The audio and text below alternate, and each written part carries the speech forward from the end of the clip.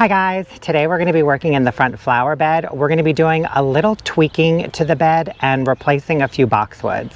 So as I'm sure most of you know, I have been giving this bed a lot of attention the last couple weeks, and I have kind of been neglecting this bed. But this bed is actually filling in quite nicely. We've got the pugster, pinker buddleias, the limelight hydrangeas, the little limes, Laura petal, and we have just so much going on over here.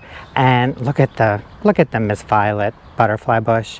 I mean, come on, that is beautiful. And honestly, you guys, I got to show you this. These blooms are huge. Anyway, so you can see this bed is really filling in, and we are going to be giving it some attention to this bed in the near future, like dividing the lamb's ear. Holy mackerel. This thing is huge. And I have talked in other videos that we're going to extend this bed out and all the way to the driveway a little bit, but that's for another time. Today, this bed is our focus once again, and let me explain what we're doing. So right over here, we've got a green velvet boxwood that is failing. So I'm going to be removing this one along with this one. This one I'm going to be using for another project, so it's going to go back into a nursery container for a little bit. And we're going to be removing the golden emerald arborvitae because this is going to go in the mixed border hedge in the back.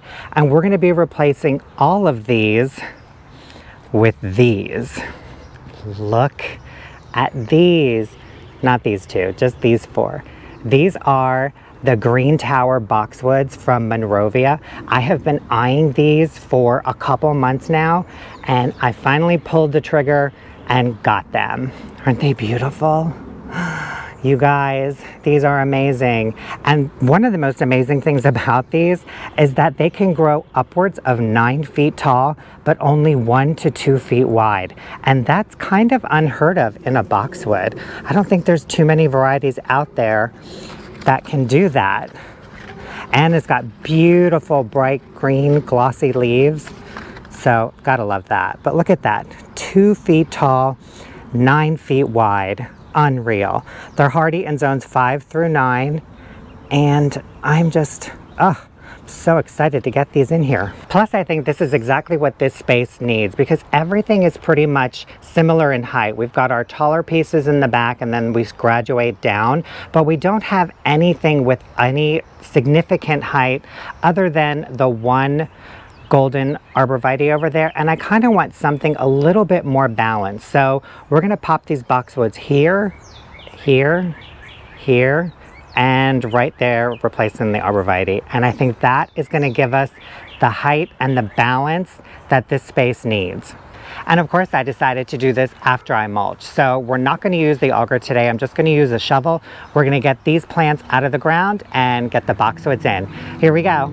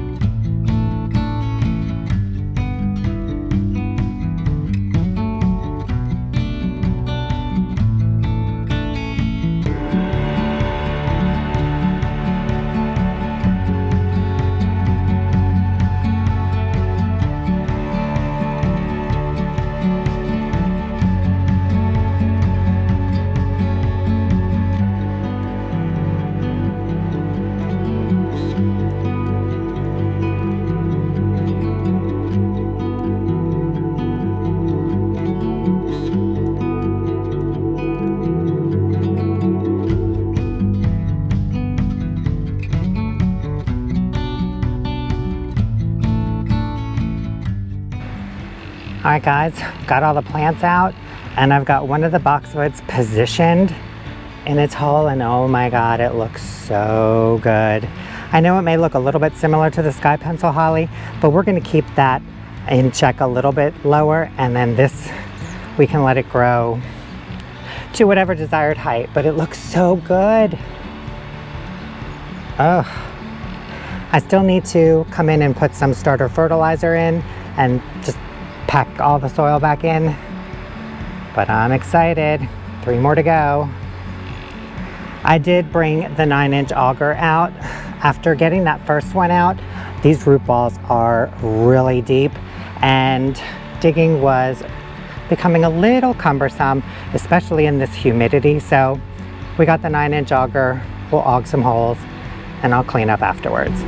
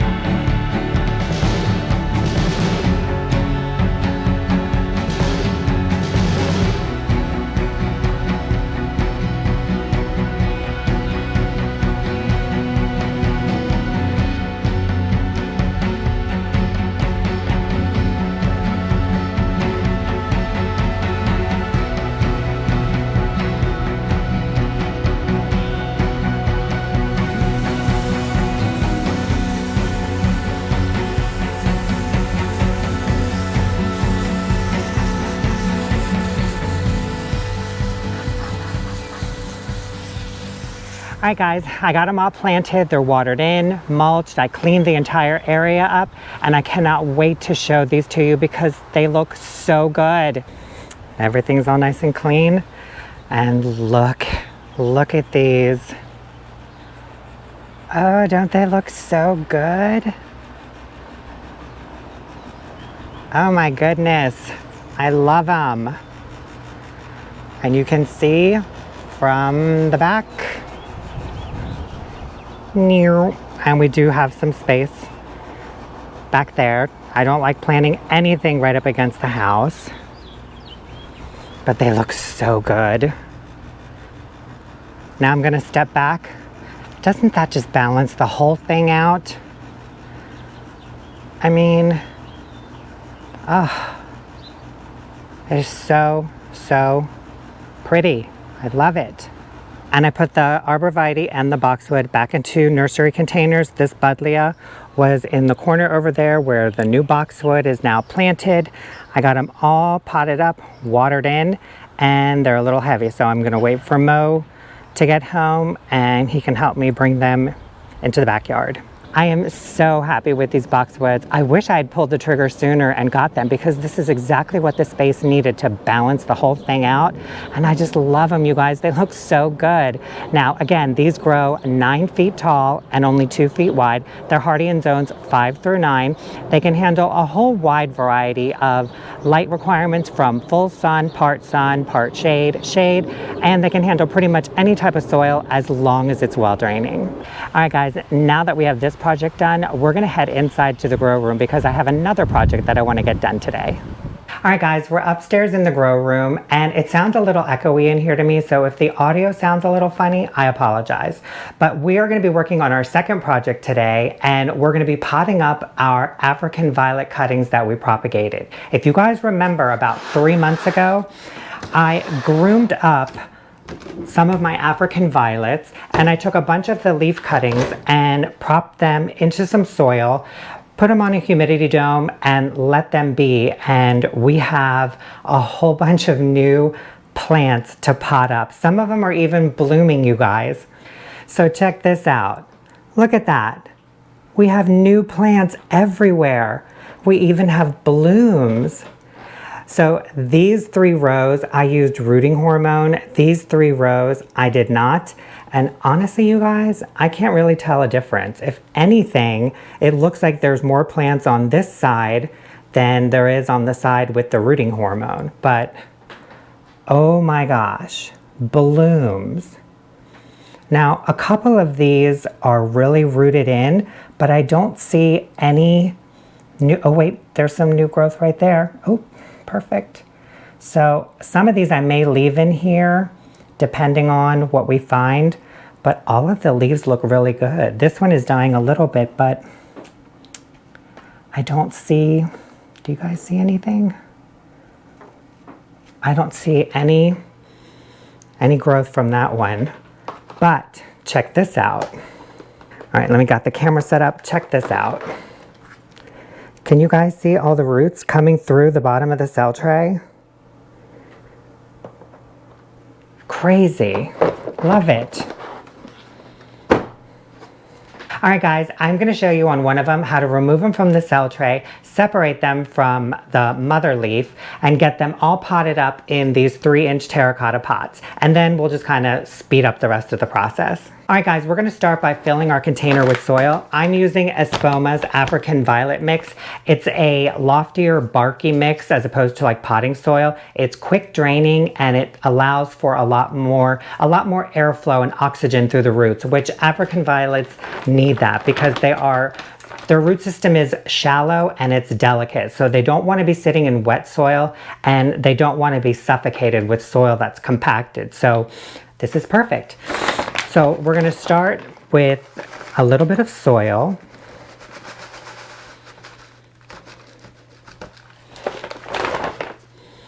And I'm just going to make a little well and work it up the sides a bit because I kind of want to I don't want to mess with the leaves of the African violets too much once I get them out of their cell containers, because any moisture that gets on the leaves will burn them and you'll start to see discoloration in them. Okay, so I've got it filled up just below the rim and I've made a nice well in here, but we still have soil on each side. Okay, so now that we have our container ready, I was going to use these tongs that are specifically designed for this tray. This is the Gardener Supply Grow Ease seed starting trays, and these tongs fit perfectly in each cell to lift them up.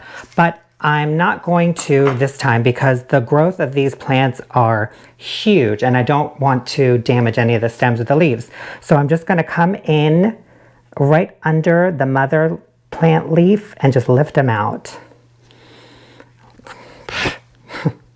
Look at that. We have a whole new plant. That's so exciting.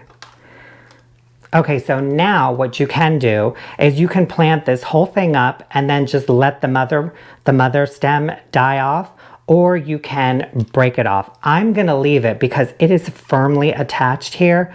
So I'm going to just repot it in its new container with the mother stem on it. And then when we pot it up again, or if the mother stem starts to die out sooner, then I will come in and remove it and repot it up.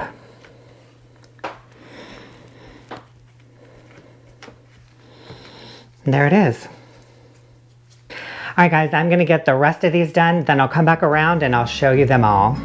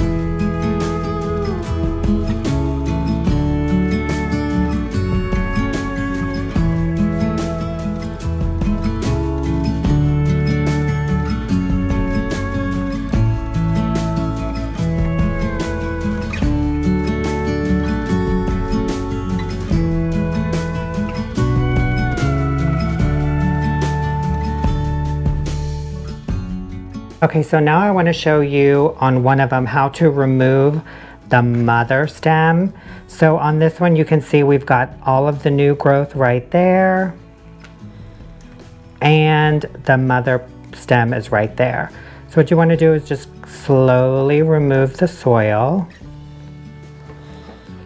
and see where the baby plants are connected to them. And some you can just easily separate them, just like that.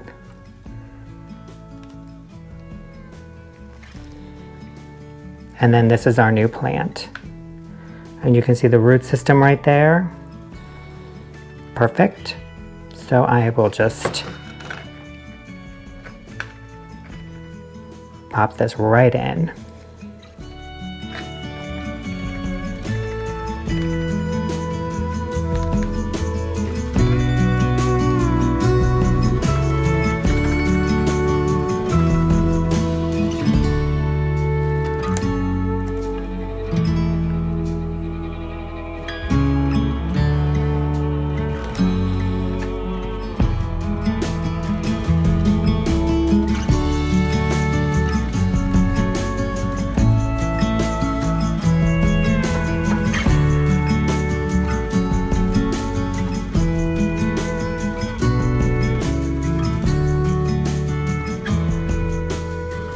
So I'm going to water them in using the natural just to make sure we don't have any problems with fungus gnats. And I am going to overhead water now, but typically with African violets you want to water from the bottom because you don't want to get any water on any of the leaves.